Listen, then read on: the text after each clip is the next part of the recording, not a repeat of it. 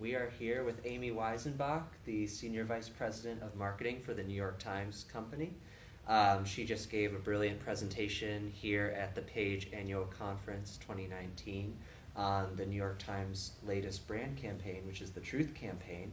Now, I understand this is your first brand campaign in over 10 years, which is quite an accomplishment for a legacy media company. So how did it come about? How did the project kind of come about?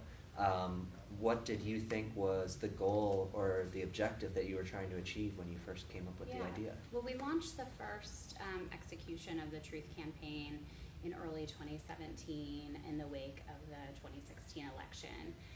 We had at the time, this was right before I joined the company, but we had just hired our very first head of brand, who's now our Chief Marketing Officer, David Rubin. And the impetus for hiring our first CMO was really the realization that with the changing of our business model from being primarily ad supported to being primarily subscription supported, that we really needed to build a consumer brand. And so that was the business kind of rationale that led to the forming of what became our brand team. But the election happened, and that definitely shaped the story that we wanted to tell about our brand.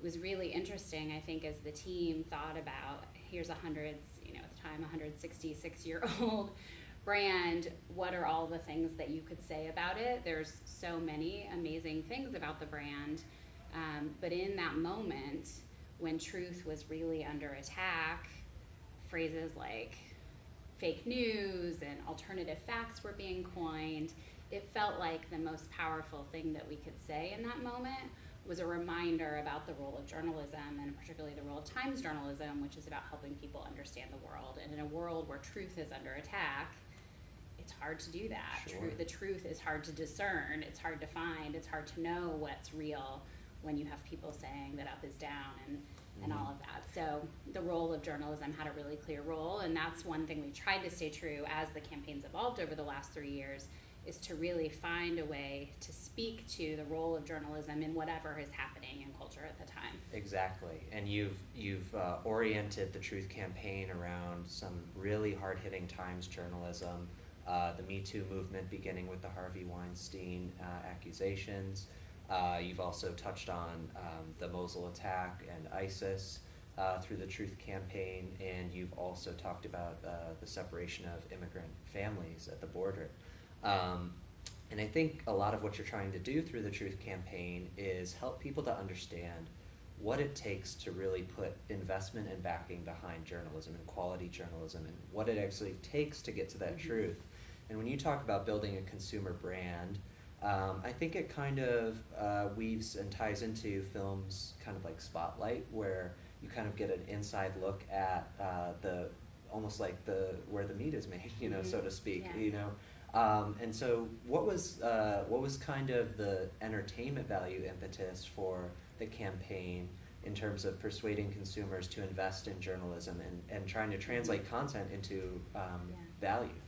Well, I think like any brand, you have a set of facts that you're working with, I guess proof points about your brand, and the Times has a ton of those. We file more FOIA requests than any other news organization by a mile. We, have won more Pulitzers. We invest more in security, like all these things that are factual proof points, but are also really boring and hard to tell in a brand campaign. And so, certainly internally, the things that people get lit up over and get excited about are when you hear our journalists talk about their work and talk about the behind the scenes story of the things that they went through. When you hear, Jodi Kantor and Megan Twohey talk about the threats that they received from Harvey Weinstein's legal team and how Times lawyers went to bat for them and protected them and made sure that they could feel comfortable reporting the truth, we knew that that's where the magic was. We knew that in those stories was something that would be emotionally compelling. It's the stuff that those of us who get to work with these amazing reporters get excited about. Those are the stories that we retell internally, and so we thought, how can we bring those stories into our campaigns? Sure. And one thing you said during your speech today was that actually at this point in the campaign, it's become so popular that journalists within the Times organization are actually pitching the marketing department, which is almost unfathomable to think about, just given... You probably would kill me. Yeah. Are going to kill me for saying that yeah. publicly. And certainly it's not something that's happening every day, and Sure. I don't think they're spending an inordinate amount of time on it. But, you know, it has come up a couple of times where journalists have said, you know, we think this particular piece of reporting is standout, or we did kind of went above and beyond, or we think this is a really great example of and is emblematic of the types of rigor that goes into our best journalism. And they know, because we reach out all the time, that we're looking for those stories. But I also think it's just like a nice,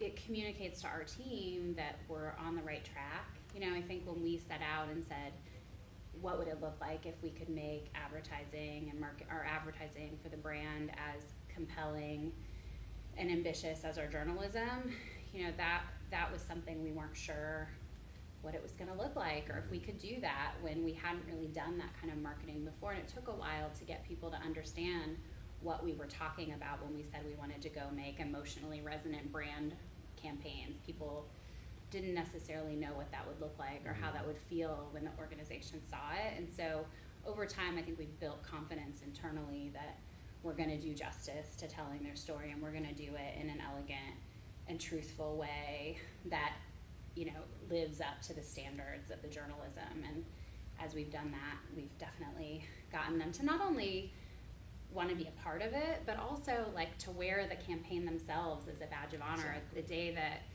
Jody and Megan published the Weinstein story, they posted a picture on Instagram, and the picture was Jody and Megan and Dean and some others pressing publish on the story, and in the foreground was a Truth Campaign button. Oh, that's amazing. And she commented on the button being there and how just how important that was to how emblematic it was of the moment that they were facing when they publish on that story. And it's not just internal recognition of the campaign. The campaign has also taken on a life of its own externally, which of course was the goal, was to drive subscriptions. But we've gotten a lot of endorsements, subtle or not, from celebrities and various people around the world. Can you talk about how you've seen the results of the campaign manifest themselves? Yeah, you know, that's been amazing to watch, because I've worked on brands before where if you wanted that kind of endorsement, you would ask for it explicitly and often pay for it. And we, of course, would never pay for it and really never even ask for it. Occasionally we'll, you know, if someone does talk about our brand publicly, we might like send them a tote bag. But even that's new for us as a brand, which would be such a given at any other brand. So it's just been really fun to watch. And, you know, I think celebrities are people, and they're, you know, living in the same times we are and seeing journalism under attack. And I'm really proud that they're using their platforms to stand up for free press, and certainly honored and humbled that they would use our campaign as a way to do that. Well, Amy, thank you for joining us. Everybody subscribe to the New York Times. Thank you. And You do. we appreciate it. Thank you. Yeah, thanks.